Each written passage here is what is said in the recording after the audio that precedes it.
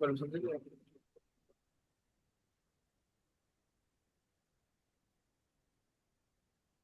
तो Weaver studying की sorry, ये एक्चुअली में फेच कैसे काम करता है। तो बेसिकली दो एप्लीकेशंस के बीच में अगर डेटा आपको इधर से उधर भेजना है तो एपीआई की जरूरत पड़ती है।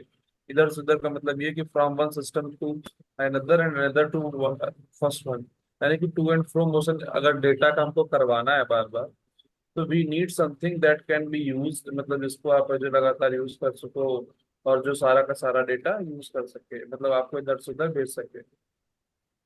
तो इसके लिए हमको एपीआई की जरूरत पड़ती है। एपीआई का फुल फॉर्म क्या होता है? एपीआई का फुल फॉर्म होता है like application programming interface. API, A for application, P for programming and I for interface.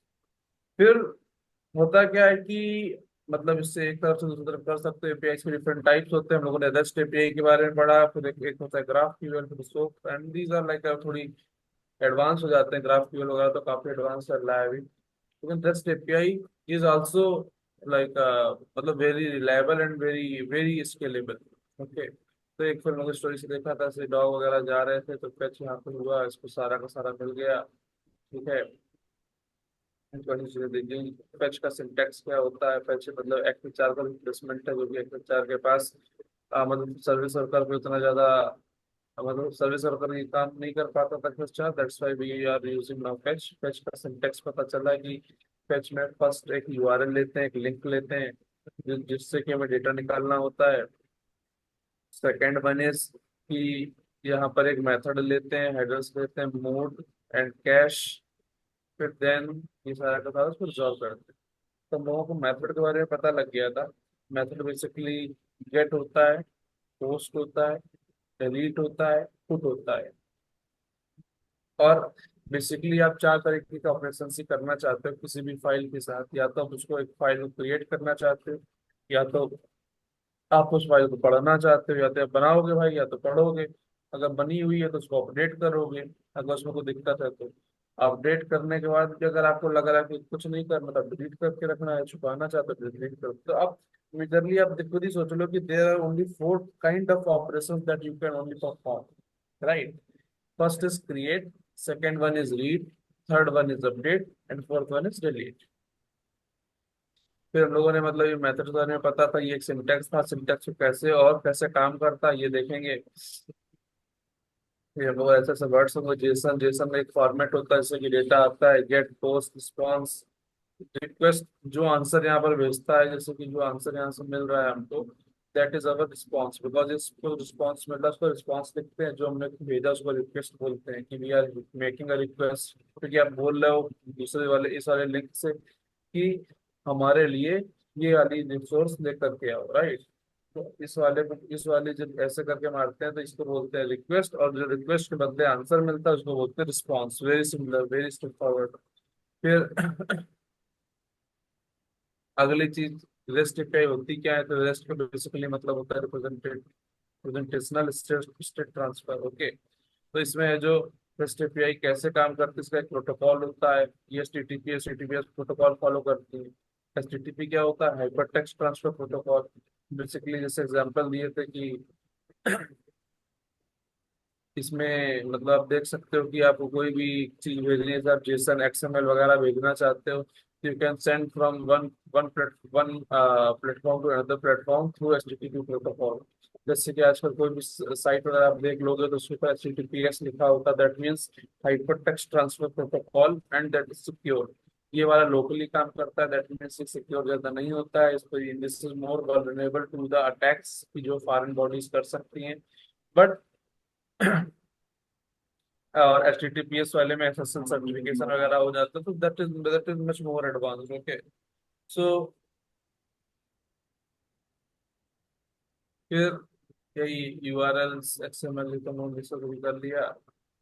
फिर वही मेथड से बारे में आया कि पोस्ट आता है इंसर्ट करने के लिए, पुट आता है अपडेट के लिए, गेट आता है पूरा का पूरा इन्फॉर्मेशन लेने के लिए, एंड डिलीट आता है डिलीट करने के लिए। फिर हमने एक चीज और पढ़ी थी कि हमें कैसे पता लगेगा कोई रिक्वेस्ट सक्सेसफुल हो गई कि खराब हो गई कि नहीं चली कि नहीं चली। तो for that we have like codes, response codes जैसे हर जगह होते हैं।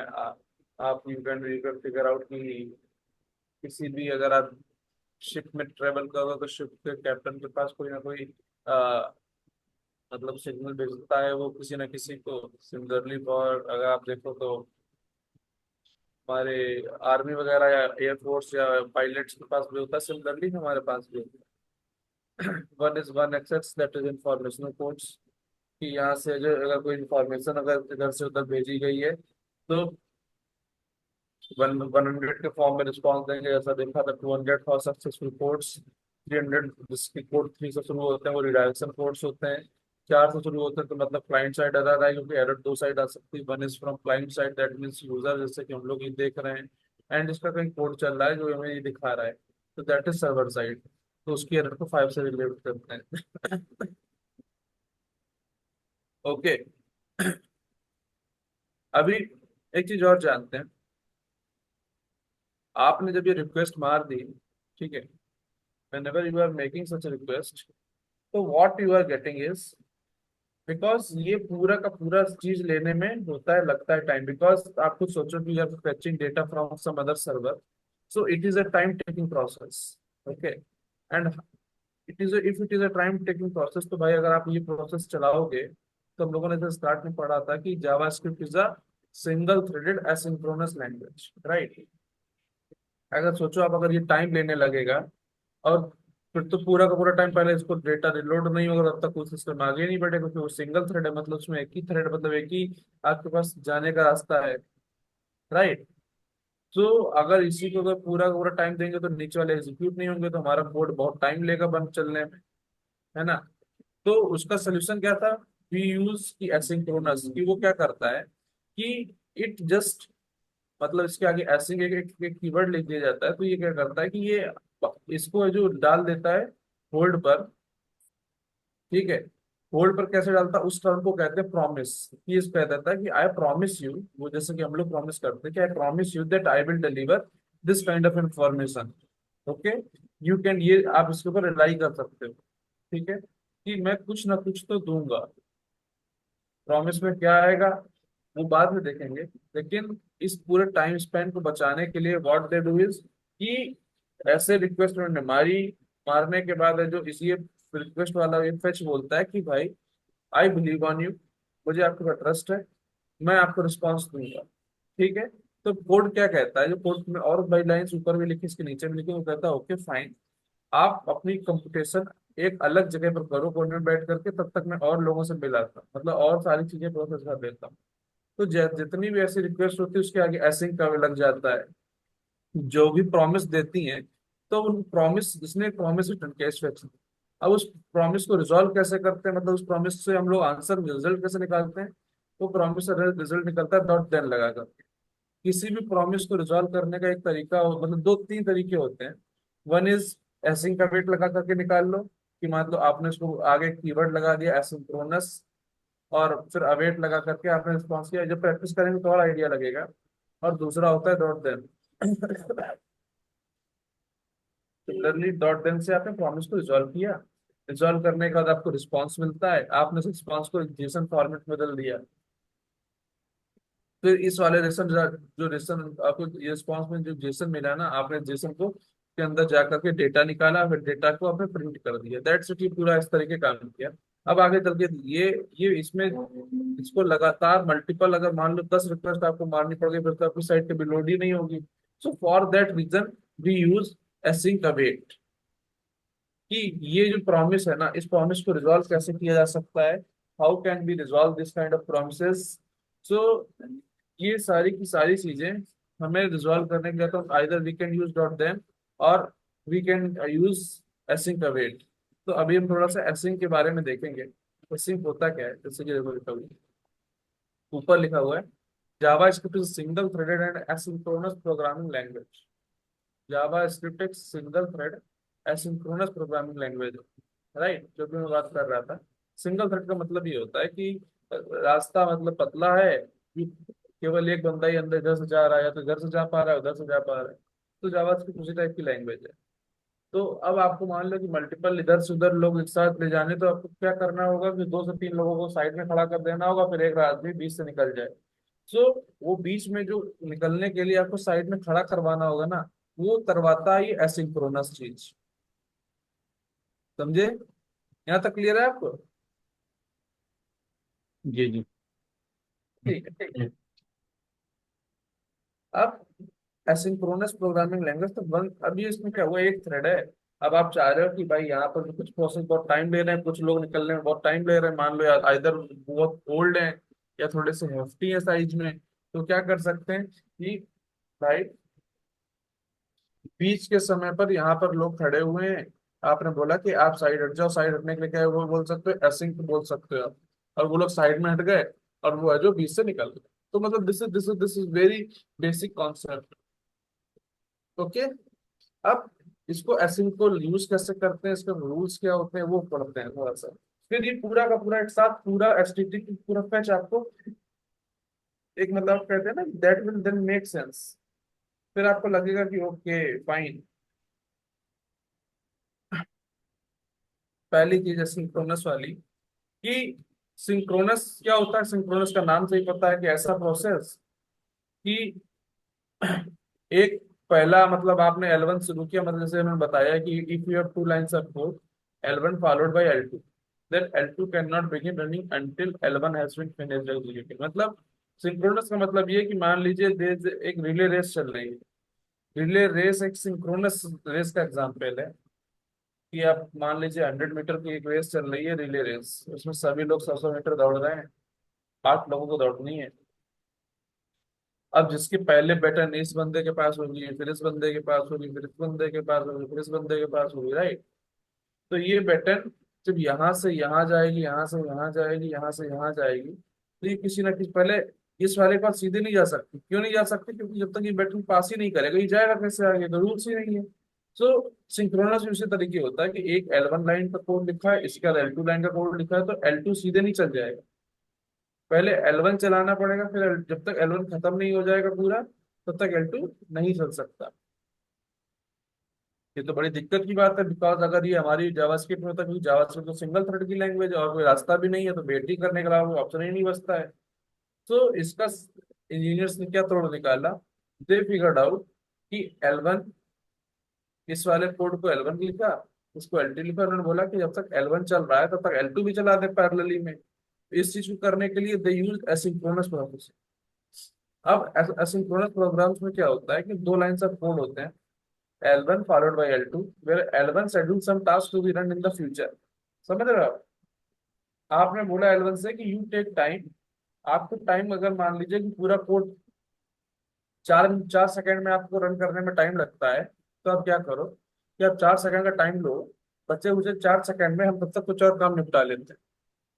समझ गए आप? इस चीज को समझ रहे हैं आप, एसिंक्रोनस सिंक्रोनस डिफरेंस है जो। ठीक है, तो समझ में आया ना? ठीक है। ठीक है, ठीक। But L2 returns before that task complete.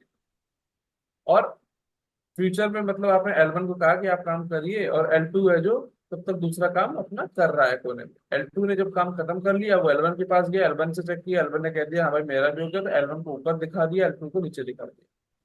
समझ गया? एसिंक्रोनस सिंक्रोनस डिफरेंस क्या है बेसिक? हाँ, समझ में आया। नहीं आया? नहीं आया ना? आ गया ठीक ना? है। हाँ, आ गया आ गया। ठीक। अब देखो एक और एग्जांपल देखो सिंक्रोनस और सिंक्रोनस। अब सिंक्रोनस का मतलब ये है कि ये एक थ्रेड है, ठीक है। अब ये मान लो कि जावास्क्रिप्ट का एक थ्रेड है, नंबर 1 कोड पहले एग्जीक्यूट होगा, फिर नंबर 2 होगा, फिर यहाँ पे कुछ एक ऐसी कॉम्प्लेक्स ऑपरेशन लिखा हुआ है जिसको टाइम लगेगा, ठीक है।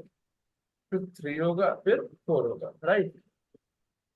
फिर 1 होगा, इसमें भी सिंक्रोनस वाले में 1 होगा, 2 होगा, 4 होगा, फिर कुछ रिस्पॉन्स आएगा, मतलब कुछ यहाँ पे कोई इसी वाले में कॉम्प्लेक्स जॉब लिखी हुई है, और फिर 3 वाला होना चाहिए, अगर आपको ये लग रहा है, ठीक है। अब क्या कर रहा है इसने, सिंक्रोनस में क्या होगा, 1 हुआ, 2 हुआ, इसको टाइम लगा होने में, है ना, वेटिंग फॉर रिस्पॉन्स बोल रहा है।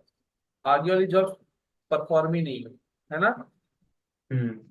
लेकिन इधर एसिंक्रोनस में क्या हुआ, देखिए बड़ी खास बात है, 1 हो गया, 2 हो गया, इसको जो ऑपरेशन और छोटे छोटे मिलते हैं उसने वो भी निपटा दिया उसी टाइम पे, 4 हो गया, फिर इसको 3 हो गया, मतलब फिर बेटे इसका रिस्पॉन्स आ गया, फिर इसने ये 3 वाला कर दिया। देखा आपने, अब कौन सा बेटर है?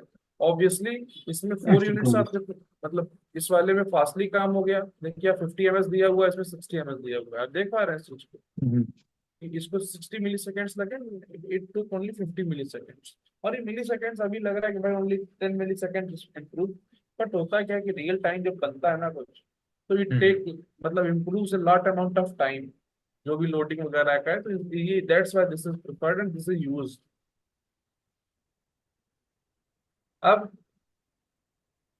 उतने दिनों से हम लोग कॉल बैक कर रहे थे। Actually what is call back? तो बेसिकली कॉल बैक कुछ भी नहीं है। कॉल बैक एक ऐसा फंक्शन है, मतलब फंक्शन तो आप लोग पढ़े ही थे। कॉल बैक एक ऐसा फंक्शन है जिसके अंदर, जिसका जो आर्ग्यूमेंट, जानते हैं आर्ग्यूमेंट क्या होता है? आर्ग्यूमेंट जानते हो? नहीं, आर्गुमेंट। आर्ग्यूमेंट क्या होता है मैं बताता हूँ, जैसे इसमें लिखा हुआ है, जैसे कि आपने फंक्शन बनाया है, ठीक है, फंक्शन हाँ। ब्रैकेट में एक्स कामा वाई लिखा था आपने, एक्स का हाँ हाँ, लिखे थे ना। लिखे थे ना। अब वो एक्स और वाई आर्ग्यूमेंट कहते हैं, उनको दूसरे टर्म में, टेक्निकल लैंग्वेज में आर्ग्यूमेंट कहते हैं। ओके। ठीक है। तो हम्म। एक callback function is a function passed into another function as an argument. इसका मतलब एक फंक्शन, अब आप एक फंक्शन एज्यूम करिए कि आपने उसमें एक्स और वाई पास किए थे, ठीक है। अब उस वाले वाई को आप ये मान लो कि that it is some other another function, कि वो एक और फंक्शन है। समझ गए? यानी कि you are passing a function inside a function, right. हाँ। सो यही लिखा हुआ है, callback function is a function that is passed into another function as an argument, which is then invoked inside the outer function to complete some kind of routine or action। मतलब कि एक ऐसा function, आप ऐसा समझो, एक ऐसा function, example में देता हूँ, थोड़ा सा ना कॉम्प्लेक्स ना लगे।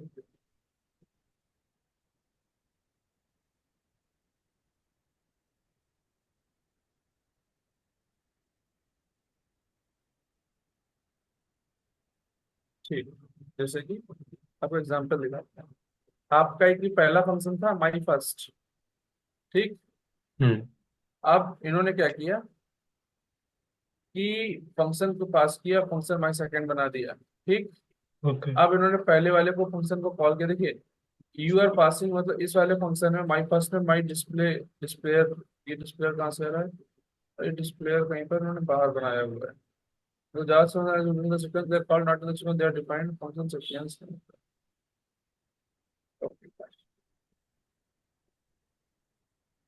यस, ये पूछना है कॉल बैक्स। एक callback is a function passed as an argument to the function. तो इसमें यूजिंग ए कॉल बैक, मतलब ठीक है, इसमें मैं बताता हूँ कैसे काम कर रहा है। आपने एक ये फंक्शन बनाया, ठीक है, आपको क्या चाहिए कि आप कैलकुलेटर, इसमें दिख रही है ना,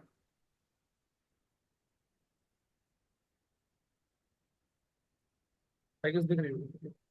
तो फंक्शन बनाया आपने, उसका नाम रखा आपने माई कैलकुलेटर, ठीक है। हाँ।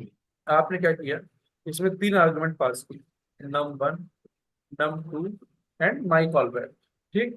फिर आपने इसके अंदर कुछ लॉजिक लिखा होगा, तो वो लॉजिक क्या है कि एक सम आपको कैलकुलेट करना है num1 और num2 का, और फिर उस सम से आपको कुछ कैलकुलेशन करनी है, ठीक है। तो आपने क्या किया, अब देखिए माई कॉल बैक क्या है यहाँ पे, my callback would be a, ये एक फंक्शन आएगा, समझ रहे हो आप इस बात को?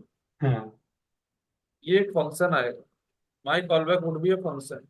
अब माई कॉल बैक उसमें पास क्या किया गया नीचे, अगर जहाँ पे फंक्शन कॉल करें, एक माई डिस्प्लेयर, मतलब एक ये वाला फंक्शन है जो बनाया गया माई डिस्प्लेयर, और वो यहाँ पास कर दिया, देख रहे हैं आप? दैट मीन्स हाँ। एक माई माई कैलकुलेटर फंक्शन के अंदर एक ये वाला फंक्शन पास कर दिया गया, दैट मीन्स। और जब इसके अंदर पास किया गया तो, और इसको हम एग्जीक्यूट भी कर सकते हैं, समझ रहे हो आप? We can execute this. आपने, आपको बनाना क्या है कि you could call the calculator function and call back and let the function function. आप देखो ये कर क्या रहा है कि इसने ऊपर कुछ एलिमेंट डेमो होगा, आईडी से बनाया होगा, उसकी उसकी एचटीएमएल में इसको कुछ चेंजेस करने होंगे, ठीक है। कि आपको सम मतलब वहां पे डालना होगा। आपने क्या किया, दो नंबर लिए, आपने कहा नंबर वन लूंगा यूजर से, नंबर टू लूंगा, तो वो क्या थे, पांच पांच थे। इसने कहा पांच और पांच पर ये जोड़ा तो 10 हो गया। इसने कहा ठीक है। अब ये माई कॉल बैक फंक्शन है ना, इस माई कॉल बैक फंक्शन में, माई कॉल बैक है क्या एग्जैक्टली, माई कॉल बैक है माई डिस्प्ले, यानी कि यही फंक्शन को यहाँ लिख दिया, इसका नाम बदल दिया है। समझ गए। तो इस वाले में आपने 10 पास कर दिया, नीचे इस फंक्शन को कॉल कर दिया। अब जब कॉल किया तो एग्जीक्यूट भी तो होगा ना, यानी कि you can execute a function inside N function, अगर वो उसके आर्गुमेंट से पास हुआ। एक ऐसा फंक्शन जो एक उसी दूसरे फंक्शन के आर्गुमेंट में पास किया जाए और उसी के अंदर एग्जीक्यूट हो जाए, उसको कहते हैं कॉल बैक फंक्शन। समझे। हाँ हाँ ठीक। ठीक है। ठीक है। अब इसकी इंपॉर्टेंस क्या है, अब आपको पता लगेगा। भाई आप कह सकते थे कि ऐसे ये call back and call back help बताते हैं, ये बहुत इंपॉर्टेंट इंटरव्यू क्वेश्चन होता है। एसिंक्रोनस कॉलबैक में क्या होता है कि callback are often used to continue code execution after an asynchronous operation has completed. Callback का क्या मतलब होता है, callback are often used to continue code execution, callback है जो कोड एग्जीक्यूट करते रहते हैं after an asynchronous operation has completed, these are called asynchronous callback. मतलब कॉलबैक को इन्होंने दो टाइप में डिफाइन कर दिया। इन्होंने एक बोल दिया कि जो अभी हम लोग देख कर आए हैं, दैट मीन्स यहाँ पर, ठीक है, यहाँ तो कोई एसिंक का वेट कोई फंक्शन लगा नहीं, राइट। कोई यहाँ पे एसिंक के मतलब यहाँ पे कोई एपीआई कॉल, ये तो कुछ तो हुआ नहीं है, तो टाइम तो लगेगा नहीं। ये तो एकदम एकदम लाइटनिंग फास्ट हो जाएगा, राइट। वो कह रहे हैं कि मान लीजिए कि एक कॉल बैक एक फंक्शन के आगे ही एक एसिंक और एक एसिंक्रोनस, मतलब उसको टाइम टेकिंग एक्टिविटी हो जाए, दैट मीन्स कोई डेटाबेस से कॉल हो जाए, कोई एपीआई की कॉल हो जाए। जब ये सारा काम हो जाए तो it would take time, right. समझ रहे हो आप, ये पूरी की पूरी चीज टाइम लेगी, it would be time taking.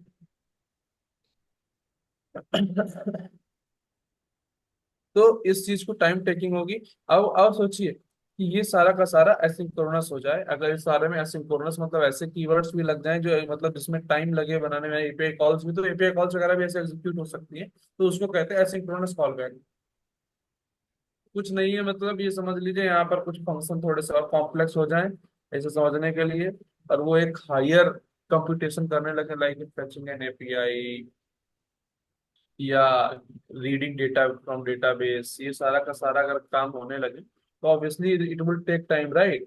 इन सारी एक्टिविटीज को करने के लिए आपको एसिंक का वेट लगाना पड़ेगा, ठीक है, क्योंकि आप बताओगे जावास्क्रिप्ट को कि एसिंक्रोनस ऑपरेशन है। एसिंक का फुल फॉर्म होता है एसिंक्रोनस, और अवेट इसलिए लगाते हैं कि that you have to wait for certain, मतलब एक कुछ टाइम के लिए वेट करना पड़ेगा आपको, then you will get the time, and वो टाइम क्या होगा, मतलब वो तो कोई नहीं जानता कि कितना टाइम लग जाए, because it depends on the कि डेटा क्या फेच कर रहे हो। ओके। सिमिलरली अभी सोचो कि ऐसे ही अगर कई सारी कॉल्स मान लो, एक कॉल बैक का एग्जांपल देखते हैं। ये होगा,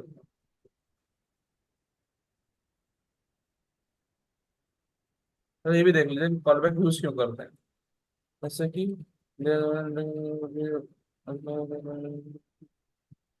मतलब कि कॉल बैक का मतलब सीधे से यही होता है कि आपको एक फंक्शन के अंदर दूसरा फंक्शन से अगर आपको इनपुट चाहिए तो you can definitely get it. One very important term is call back help, इसको भी आप पढ़िएगा, इंटरव्यू में काफी पूछा जाता है। ये देखो पूरी पूरी साइट बनी हुई है, देख लो कॉल बैक हेल्प नाम की। तो,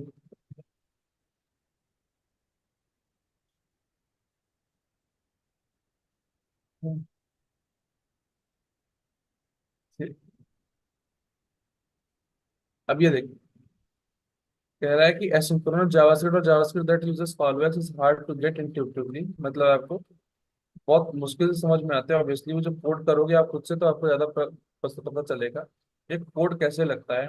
कॉल बैक हेल्प का मतलब ये होता है कि बहुत सारी कॉल बैक एक से एक के अंदर एक के अंदर एक के अंदर एक के अंदर एक पढ़ती चली गई। तो आप जो काम अभी उधर नॉर्मल आप एसिंक के बिना भी ये काम कर सकते हो, कैसे कर सकते हो, जब ये देखो इन्होंने फाइल को रीड किया, एफ एस मतलब होता है एफएस एक मतलब आप जब नोट पढ़ोगे तो बताता है कि ये लाइब्रेरी मतलब एक तरीके से समझ लीजिए मॉड्यूल होता है जिसमें के अंदर रीड डायरेक्टली आप कोई फाइल को रीड वगैरह कर सकते हो। इसके अंदर देखिए ये दो आर्गुमेंट हैं, सोर्स और फंक्शन, राइट। ये वाला फंक्शन एक फंक्शन के अंदर पास ऑन हो रहा है, तो इसने क्या किया, यानी कि एक फंक्शन के अंदर फंक्शन पास हुआ, that means again it is a call back function, right. देख रहे हैं आप? हेलो। देख रहा हूँ। जी ठीक। जी। इफ अगर एरर, अब इसी के अंदर आप जाइए तो एरर आई, इफ एल्स लगा हुआ है, इफ एल्स के बाद अगर इफ एरर आ गई तो बात ही खत्म। एल्स के अंदर फिर से इन्होंने कॉल बैक लगाया, एक फंक्शन था ये कॉल फॉर ईच, फिर इस फंक्शन के अंदर इन्होंने कॉल बैक फंक्शन डाल दिया, मतलब एक फंक्शन पास किया, राइट। सिमिलरली फिर इसके अंदर एक फंक्शन पास किया, ऐसे ऐसे ऐसे मतलब कई सारे फंक्शन पास कर दिए, राइट। अब ये सोचिए आप कि देखिए हर फंक्शन को एग्जीक्यूट करने में कितना टाइम लगेगा, एक इधर फिर ये फिर ऐसे फिर इसके पास गया ऐसे ऐसे, मतलब बहुत सारा कॉम्प्लेक्स एक हेल इसीलिए कहते हैं, सो कि it is just it is looking like a hello, कि आप इतनी सारी कॉलबैक यूआरएल करोगे, डाल रहे हो कॉलबैक डाल रहे हो, it is it would work, but जो परफॉर्मेंस है दैट विल यूजली सफर। सफर क्यों करेगा? क्योंकि देखो पहली चीज आप इतने सारे फंक्शन है के अंदर एक पास कर दे रहे हो, यू नेवर नो, आप डीबग करने जाओगे फर्स्ट ऑफ ऑल आपको समझ नहीं आएगा कौन सी चीज इशू कर रही है, आपको दिक्कत कहाँ पे आ रही है, क्या चीज गलत है क्या चीज सही, यू विल नॉट, मतलब आप समझ ही नहीं पाओगे उसको। फिर सेकेंड वन इज, आप ये सोचो कि मान लो इस वाले फंक्शन में एरर आ जाती है, इसमें एरर कहाँ से आ सकती है, यहाँ नीचे से भी आ सकती है, हो सकता है ये जो इसको फंक्शन जो आर्गुमेंट मिल रहा है यही कुछ ऊपर से गड़बड़ दे दे, तो आपको समझ ही नहीं आएगा कि इतना कहाँ से एरर आ रही है, क्या कुछ हो रहा है। दूसरी बात, इसको करने में टाइम और लगेगा। टाइम क्या लगेगा कि आपको पहले ये काम किया, इस टाइम को करने के बाद मान लिया कि आपने सारी गलतियां रिजॉल्व कर दी, तो टाइम लगने लगा कि आपने पहले इसको इफ वाले केस को चेक किया, फिर एल्स वाले के पास गए, एल्स वाला हुआ, एल्स वाले के बाद आपने इस वाले फंक्शन को देखा, आपने इस वाले फंक्शन को पता किया कि फंक्शन है क्या, फिर इस फंक्शन के बाद आपने ऐसे ऐसे फंक्शन एग्जीक्यूट करने शुरू किया, तो मतलब क्योंकि it is like JavaScript is a single threaded, तो एक एक लाइन में एक एक कोड मतलब लाइन बाई लाइन चलेगा ना, ऐसे ऐसे ऐसे ऐसे ऐसे ऐसे ऐसे, राइट। अगर लाइन बाई लाइन चलेगा तो अब ये सोचिए कि इतने सारे फंक्शंस पे एक के बाद एक के बाद एक कॉल करने में कितना टाइम लग जाएगा, राइट। और हमको पूरा का पूरा दुनिया में खेल ही टाइम का है कि भाई कोई अपना मत, हर कोई चाहता है कि वो फास्टली सारी की सारी चीजें एग्जीक्यूट हो जाए। हम्म। समझे आप ये बात? हाँ हाँ। तो आप इसी चीज को रिजॉल्व करने के लिए एसिंक का वेट आए, उन्होंने बोला कि अगर ऐसे कई सारे टाइम्स लग रहे हैं, ऐसा कि बहुत सारे पीछे पड़ रहे हैं, टाइम लग रहा है, तो इसके लिए आप क्या करो, क्या बोल दो कि भाई this thing is taking time, I am adding, उसके आगे आप एसिंक लगा दो कि ये एक एसिंक्रोनस एक्टिविटी है, इसको आप कोने में छोड़ दो, ये जब तक अपना काम करेगी, जैसे ही इसको कुछ आंसर मिलेगा तो ये क्या देगी, आंसर नहीं भेजती है, वो एक प्रॉमिस भेजती है कि भाई, तो प्रॉमिस होता है।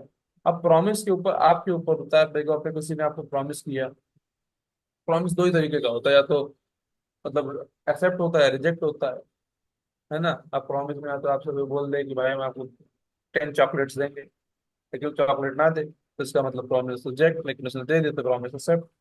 तो हम्म। इधर भी यही होता है। और तीसरी कंडीशन क्या होती है, जब वो दुकान जब चॉकलेट लेने जा रहा होता है पेंडिंग, है ना, कि भाई वो अभी ला रहा है, तो तीन ही कंडीशन में यदि अगर देखें तो, अब दो, एक होती है रिजेक्ट की, दूसरी एक्सेप्ट की, तीसरी पेंडिंग। ठीक है, कि वो पेंडिंग पड़ा तो कुछ समझ नहीं आ रहा, उसने कहा कि ठीक है, ठीक। ठीक है। प्रॉमिस समझे कि मतलब आपने रिक्वेस्ट मारी, उसने आपको कुछ प्रॉमिस दिया, प्रॉमिस तीन तरीके के होते हैं, या तो रिजेक्ट करेगा, एक्सेप्ट करेगा, या पेंडिंग। अब आपको मान लो एक एक ऐसा सोचो, आपको प्रॉमिस मिल गया, ठीक। अब आप प्रॉमिस को कैसे रिजॉल्व करोगे, हम उसके बारे में सोचें, ठीक है। देखो इसमें इन्होंने, देखो ऐसे, अब देखिए इन्होंने देखिए अब HTTP रिक्वेस्ट मारने शुरू की, अब ये तो कॉल बैक सर्च साइड हो तो ठीक है, थोड़ा सा ज्यादा होने लगा, ठीक। Chain of asynchronous hard to read and debug the code, देखा, हार्ड टू रीड, समझ आपको समझ ही नहीं आएगा, इतना ज्यादा कॉम्प्लेक्स कोड लिख जाएगा, और फिर उसको हाँ। डीबग करना भी टाइम लगेगा, and debugging is a very very important job, क्योंकि मोस्ट ऑफ द टाइम सही बता रहा है आपको, from experience I can say कि अराउंड, अगर आप कोड करते हो 100 मिनट, ठीक है, तो अगर if you are like developer जो ऐसे प्रैक्टिस यूज नहीं करता, अच्छी प्रैक्टिस यूज नहीं करता, you would be using around 40 to 50% time in debugging, कि आप अपने एरर्स ही रिजॉल्व कर रहे हो। अब तो ओके। जीपीटी वगैरह आ गए हैं, बट फिर भी। अब प्रोमिसेस अराइव इन जावास्क्रिप्ट। अब आप ऐसी इश्यूज है, एक के बाद एक कॉलबैक्स को हटाने के लिए, ऐसे कॉलबैक्स फंक्शंस को हटाने के लिए we got promises. What is promises arrive in JavaScript? Getting rid of callback help, ठीक है। Promise is an object which represents the eventual completion of failure or of an asynchronous event and its resulting completion बताएगा या फिर failure बताएगा। देखा, दो ही चीजें बता रहा है। अब तीसरी स्टेट एक और होती है जिसमें पेंडिंग होगा। आप खुद सोचो कि भाई अगर कोई प्रॉमिस नहीं कर पा रहा है या एक्सेप्ट भी नहीं कर रहा, रिजेक्ट भी नहीं कर रहा, इसका मतलब पेंडिंग है, वो कंप्लीट कर रहा होगा, राइट। तो टोटल तीन होती हैं।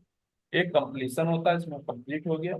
एक होता है फेलियर, जिसमें फेल हो गया। एंड थर्ड वन इज कि जिसमें वो पेंडिंग पड़ा रहता है, कि भाई इट सोस टाइम कि हाँ इट इज कि बता रहा है कि हाँ it is happening, it is happening, okay.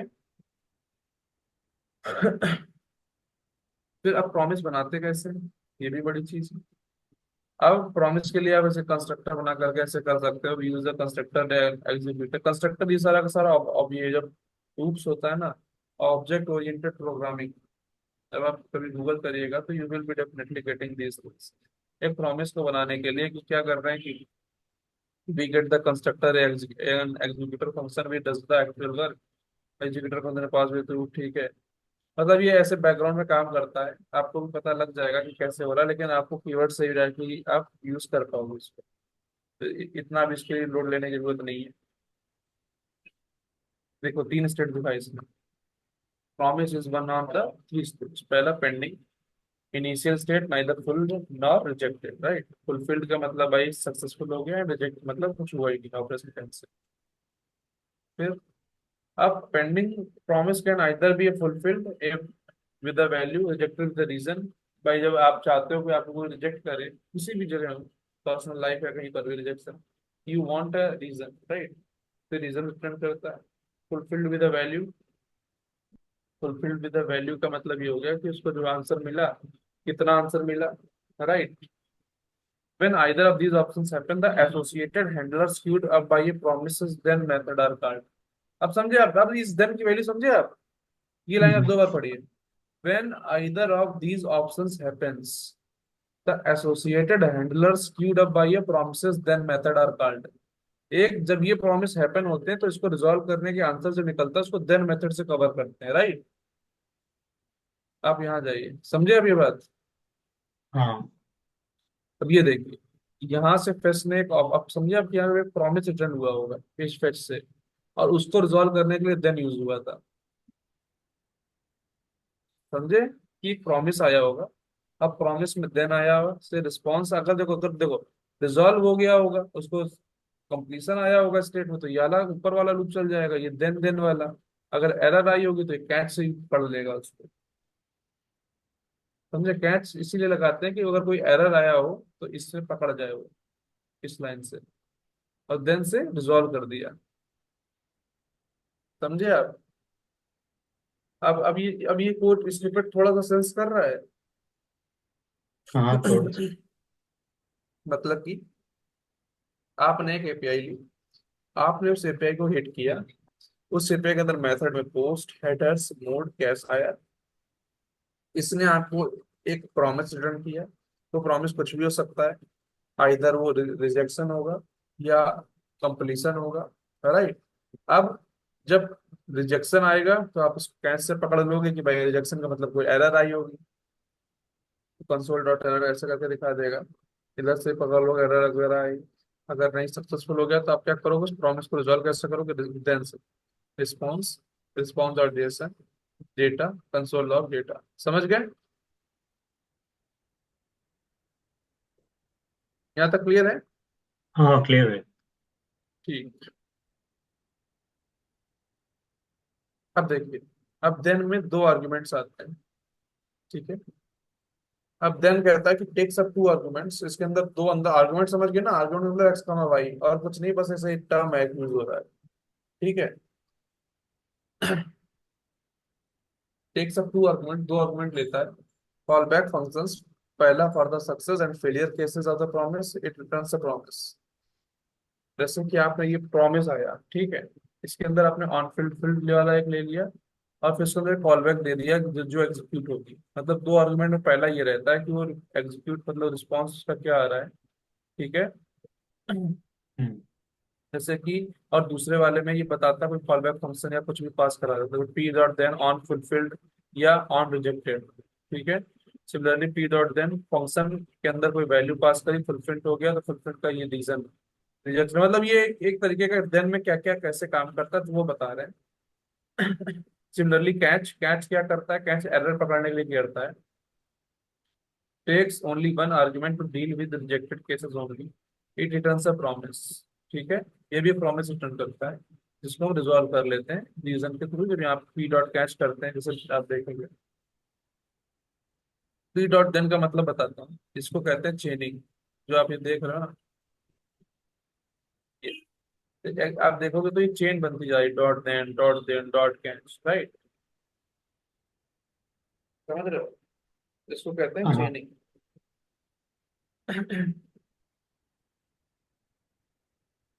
यहाँ तक मतलब अभी कोई दिक्कत तो नहीं आ रही, अगर कोई दिक्कत तो पहले आप पूछ लो। नहीं, दिक्कत तो नहीं है, तो लॉजिक समझ में आ रहा है।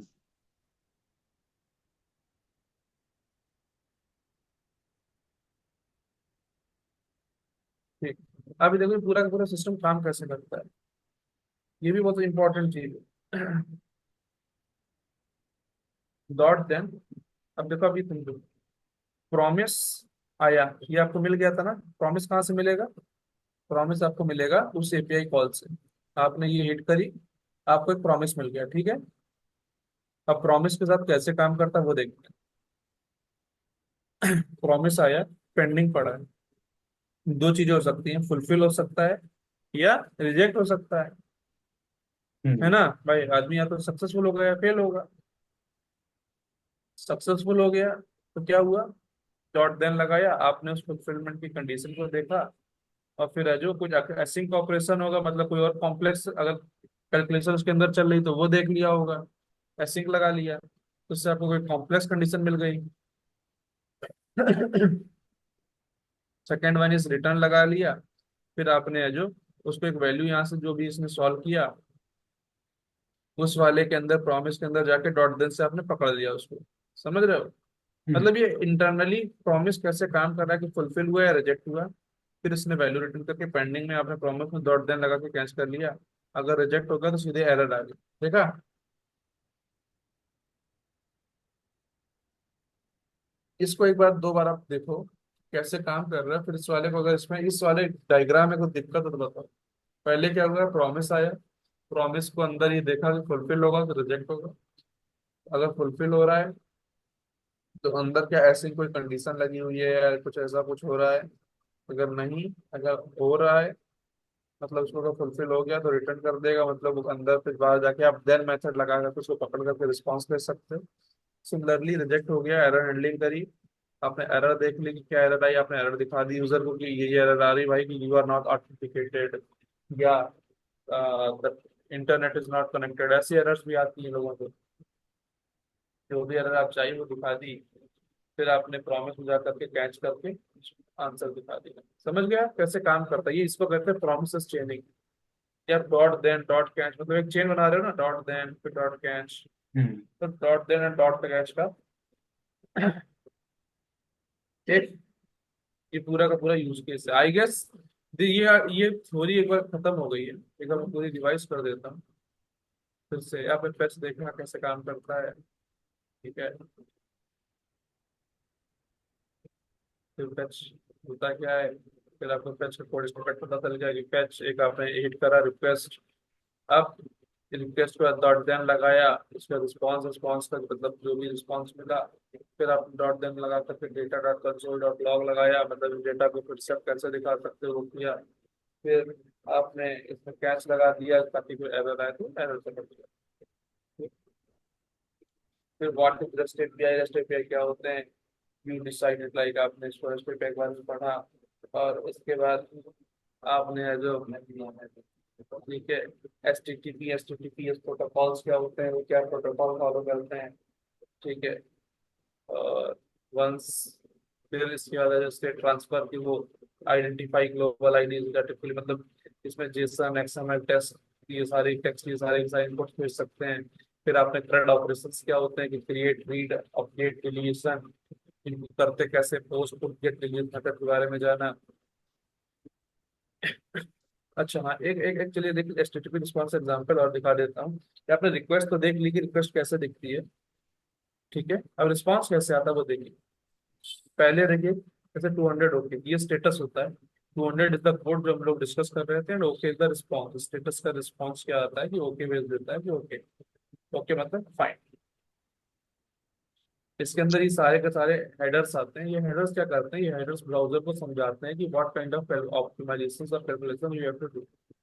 जैसे कि मान लो आप चाहते हो कि कैशिंग हो जाए। कैशिंग का मतलब ये है कि आपकी इंफॉर्मेशन आपके लोकल में थोड़ी सी स्टोर हो जाए। अगर ये आप चाह रहे हो कि आपकी इंफॉर्मेशन आपके लोकल में स्टोर हो जाए, तो आप यहाँ पे कैशिंग को ट्रू कर सकते हो। कैशिंग को ट्रू कर दिया, यहाँ पे यहीं पर इसी हेडर में लिख दोगे कैशिंग ट्रू, तो क्या करेगा कि जो भी रिस्पॉन्स आ रहा होगा यहाँ से, जो भी आंसर इसको रिजल्ट मिल रहा होगा, जो भी डेटा मिल रहा होगा, उस डेटा को वो किसी लोकल स्टोरेज में, लोकल स्टोरेज का मतलब कि ब्राउजर में रख देते हैं, मोबाइल में रख देते हैं, तो this can thing can be done in the, मतलब इसको आप कैश कर सकते हो, देख सकते हो। तो ये रिस्पॉन्स हेडर का ये यूज होता है कि बताता है कि किस टाइप का डेटा आ रहा है। ओके। फिर अगली चीज आती है कि ये blank line separate header and body. अब ये तो हेडर आ गया। हेडर का मतलब ये हो गया कि ऊपर की तरफ ये हमें पूरा का पूरा मेटा डेटा बता रहा है कि रिस्पॉन्स के, रिक्वेस्ट के बारे, रिस्पॉन्स के बारे में, कि what kind of information it is having. Okay, क्या क्या डेटा दिखा रहा है। सिमिलरली इसके बाद जब नीचे जाओगे तो body, this is the one जो पूरा का पूरा डेटा भेजता है कि इसके अंदर क्या डेटा आपको चाहिए। ठीक है, आप जब देखने जाओगे कोई रिक्वेस्ट अगर आप दिखा दें,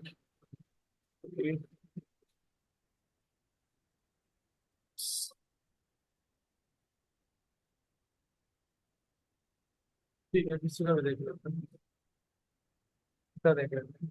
ठीक है, इंस्पेक्ट पे गए, नेटवर्क टैब खोला आपने। अब देखिए, ठीक है, आपने नेटवर्क टैब पे तो ये सारी रिक्वेस्ट जा रही है ना, 200 स्टेटस आ गया इसका, टाइप आ गया फैच जो आप सीख रहे थे, ठीक है।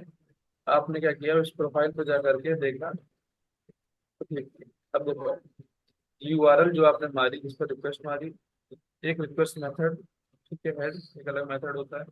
स्टेटस कोड 200, इसमें मेरा 200, एक स्टेटस कोड आया, ओके इज द रीजन कि भाई ओके, ठीक है। रिमोट एड्रेस, इसका इसका इसका एड्रेस होगा, जहाँ पर ये आईपी एड्रेस आपको दिख रहा होगा कि it is kind of N IP address, DNS address होता है, ठीक है। अब देखिए इसके अंदर हेडर्स होंगे। हेडर्स क्या क्या होंगे कि कब, इसमें जो देखिए इन्होंने कैश कैश कंट्रोल इन्होंने करा है कि प्राइवेट, देखो कैश में कंट्रोल करके रखा है, प्राइवेट 3600, स्टिल वाइल रिवेलिएट 3600, यानी कि आप समझ रहे हो हर एक रिक्वेस्ट कितने रिक्वेस्ट टाइम बाद मारनी, 36 सेकंड बाद मारनी। क्योंकि अगर ये बार बार रिक्वेस्ट मारेंगे तो इनके डेटाबेस में, क्योंकि डेटाबेस में या इनके बैकएंड सर्वर में भी तो बार बार रिक्वेस्ट जानी होगी, उसको डेटा देना पड़ेगा, तो उसको ज्यादा काम करना पड़ेगा, राइट।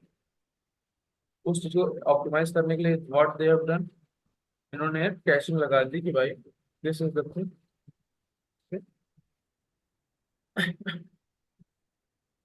जिसको है जो ये कैश कंट्रोल करके, मतलब इसमें है जो इन्होंने बताया कि 3600 सेकंड तक ये डेटा रहेगा। फिर क्या करेगा, स्टेल वाइल रीवैलिडेट, फिर 3600 सेकंड बाद मालूम क्या करेगा, एक रिक्वेस्ट मार के देखेगा कि जो डेटा अभी इसने कैश करके रखा हुआ है वो कहीं, मतलब पुराना तो नहीं हो गया, ऐसा तो नहीं कुछ नया अपडेट आ गया, अगर आ गया तो ये चेंज कर देगा।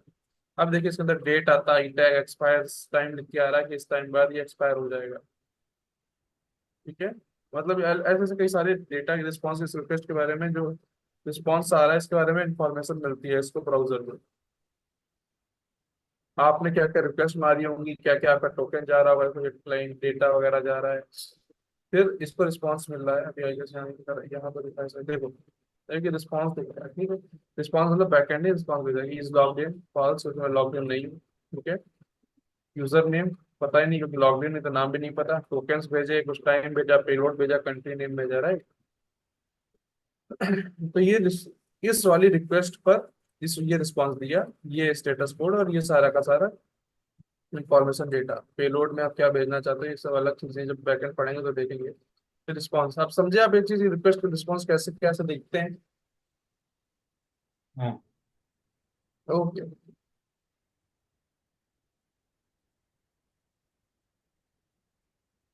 फिर हम लोगों ने एचटीटीपी मेथड्स देखे थे, ये हो गया। फिर एक रिक्वेस्ट रेस्ट रिक्वेस्ट दिखती कैसी है, गेट मतलब रीड करना चाहते हो आप, और इस वाले यूआरएल पर, मतलब इस पूरी यूआरएल के ऊपर आप चाहते हो कि ये पूरा का पूरा जो डेटा है वो निकल कर आ जाए, ठीक है। गेट रिक्वेस्ट ये गेट मेथड है, and this is the request जिसको तो मारनी है, राइट। इसका इसका ऐसा रिस्पॉन्स आएगा, ठीक है। और रिस्पॉन्स के नीचे स्टेटस सक्सेस मैसेज आ गया, city list data Visakhapatnam Vijayawada, मतलब कैसे कोई डेटा भी आ सकता है। फिर ये इसको फेलियर और सक्सेसफुल होने के कैसे कोड्स हैं जिसे हम समझेंगे। क्या सिंक्रोनस, सिंक्रोनस क्या होता है ये देखा। सिंक्रोनस ऐसे रुक जाता है सब कुछ, फिर एक वाला सिंक हो जाएगा फिर दूसरा वाला आएगा। सिंक्रोनस में ऐसा नहीं होता, इसमें दोनों सब कुछ साथ चलता रहता है, पैरेलली चल सकता है। कॉल बैक क्या होता है, बेसिकली कॉल बैक एक ऐसा फंक्शन कि that is passed into another function as an argument, मतलब एक फंक्शन के inside another function pass on किया गया, ठीक है ना।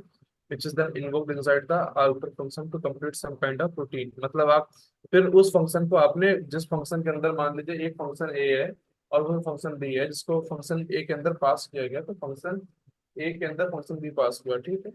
अब फंक्शन बी है जो फंक्शन ए के अंदर ही एग्जीक्यूट हो रहा है, उसी के अंदर ट्रिगर करवा रहा है। तो ये पूरे पूरे कॉलबैक का एग्जाम्पल है। अब इससे बहुत सारे हो जाएंगे तो आप छोड़ के पढ़ने में दिक्कत होगी, डिलीवर करने में दिक्कत होगी। तो उस चीज से बचाने के लिए एक चीज आई, दैट इज कॉल्ड, उसको कहते हैं हम लोग प्रॉमिस, ठीक है। कॉल बैक हेल्प प्रॉमिस आया, प्रॉमिस क्या एक बताता है कि कंप्लीशन होगा या फेल होगा। तीन वैल्यू होती, तीन स्टेट होती, पेंडिंग, फुलफिल, रिजेक्ट। पेंडिंग का मतलब है कि वो अभी भी काम चल रहा है इसका, फुल का मतलब यस, रिजेक्ट का मतलब एरर आ गई, वैल्यू, और रिजेक्टेड द रीजन एरर, ठीक है। यहाँ तक क्लियर है सब। हाँ, क्लियर है इधर। ठीक। फिर देन अंदर कैसे काम करता है, वन फुलफिल लेता है और रिजेक्टेड लेता है, जो भी मिलता है उसको फिर उस हिसाब से प्रॉमिस रिटर्न करके आंसर देता है। और ये हम लोगों ने की देखा, प्रॉमिस इधर से मिला उसको हिट किया, एक फुलफिल हुआ तो देन, रिजेक्ट हुआ तो ये, फिर async action, error handling, return return, फिर ऐसे आया पेंडिंग प्रॉमिस, फिर डॉट देन और catch. And this is how like whole everything is happening, okay. तो आई गेस अब हम लोगों को पता चल गया एसिंक अवेट वगैरह क्या होते हैं, कैसे काम करते हैं। तो लाइक अब हम थोड़ा सा चीजें समझ सकते हैं। कल हम लोग है जो कल से प्रैक्टिस करेंगे, I guess we will take one complete day कि केवल हम कोडिंग करेंगे, समझेंगे सारी चीजें, ओके। ठीक है। ठीक है, आज भी थोड़ी होगी, मतलब आज पूरा मैंने कल वाले को भी मिला करके आज फिनिश करा है, ठीक है। कोई दिक्कत आ हाँ, रहा है मैंने जिसमें भी बताइए। है तो ठीक है, थियरी तो ठीक समझ आ रहा है। फिर ठीक है, बस प्रैक्टिस। और ये आपको एक बार थ्योरी आ गया ना, तो थ्योरी जब समझ में आ जाए इससे रुकना नहीं है। Keep explaining, keep learning, okay. मतलब एक बार प्रैक्टिस करते रहना, कुछ नहीं प्रैक्टिस नहीं कर पा रहे तो एटलीस्ट कीप रिवाइजिंग, क्योंकि आप भूल जाओगे कॉन्सेप्ट्स, क्योंकि काफी और आप जगह बोल हाँ। टफ टफ हो जाता है ना। हाँ हाँ, आप हाँ बोले बोलो। थे कि क्वेश्चंस भी देगा ना, क्वेश्चंस भी दे हाँ दीजिए हाँ बस। हाँ। हाँ क्वेश्चंस रहेगा, अब एक बार जरा से प्रैक्टिस कल करवाते हैं फिर क्वेश्चन देते हैं। ठीक है। ठीक है, तो प्रैक्टिस नहीं होगी ना तो फिर दिक्कत होगी घर में करने में। हाँ। ठीक है, that's all from my side for today. Okay. आज हम लोगों ने पूरा, ठीक थैंक है। यू।